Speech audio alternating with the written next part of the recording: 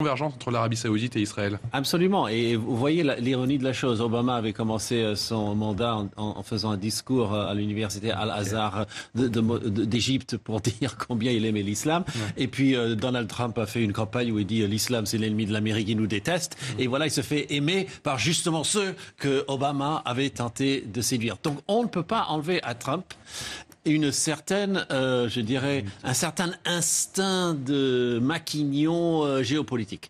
C'est ça, il est cohérent au final avec Donald Trump, il est cohérent avec, j'allais dire avec lui-même. Mais... Il est cohérent avec lui-même, il fait ce qu'il a dit. Ce n'est plus d'ailleurs le seul responsable. Maintenant, on fait ce qu'on dit. Hein.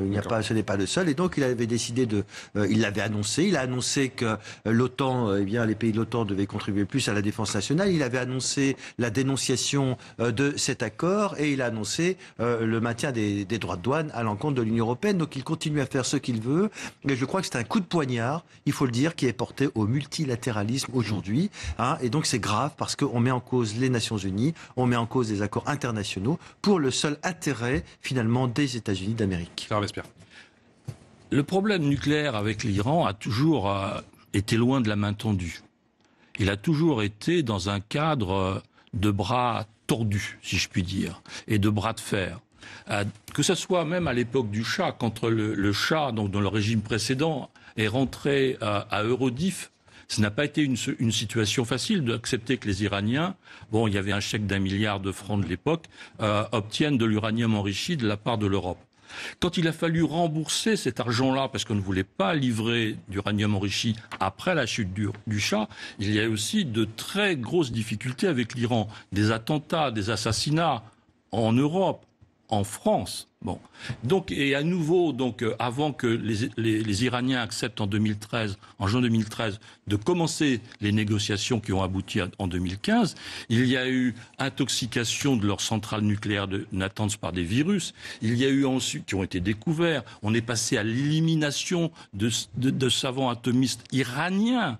En pleine rue à Téhéran. C'est très israélien, ce dont. Absolument, c'était en union et en collaboration avec d'autres services. Ça veut dire qu'il y a toujours eu un bras de fer pour arriver aux tables de négociation ou à la table de négociation. Et vous avez vu la démonstration aussi de M. Benjamin Netanyahou, le Premier ministre israélien, qui donne une conférence de presse en disant que finalement tout ça c'était du bon. 2 minutes après. Et que l'Iran ne respectait pas cet accord. Et je pense que effectivement ça a aussi contribué à la conviction de M. Trump. Ça c'est les images du 30 avril dernier. Voilà. Et on vous précise effectivement que Benjamin Netanyahou a parlé 2 minutes après Donald Trump et juste après dans la foulée c'était Hassan Rouhani.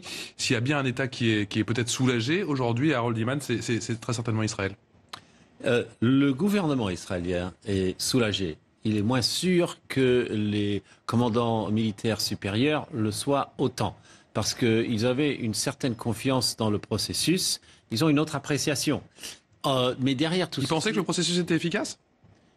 Ils savaient, d'après ce que j'ai cru comprendre, que le pouvoir iranien avait stoppé l'enrichissement au-delà des seuils tolérables. Mais il continue à développer tout de même des missiles de longue portée.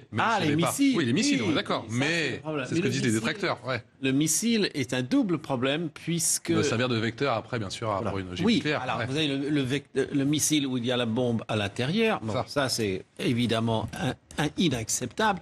Mais il y a aussi la livraison de missiles de plus basse intensité sur le sol syrien puis libanais entre les mains du Hezbollah. Ou yéménite.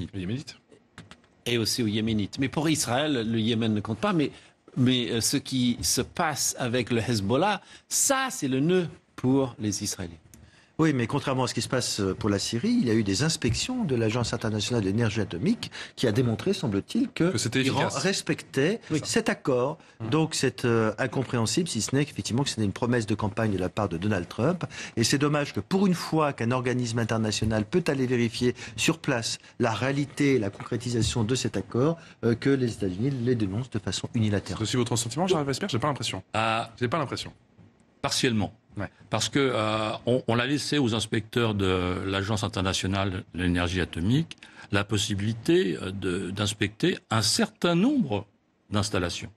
Mais quand on a demandé, quand les mêmes inspecteurs ou leur autorité supérieure a demandé de visiter d'autres installations, qu'a fait le pouvoir iranien ? Il a strictement refusé. Donc, voyez-vous, quand on se dit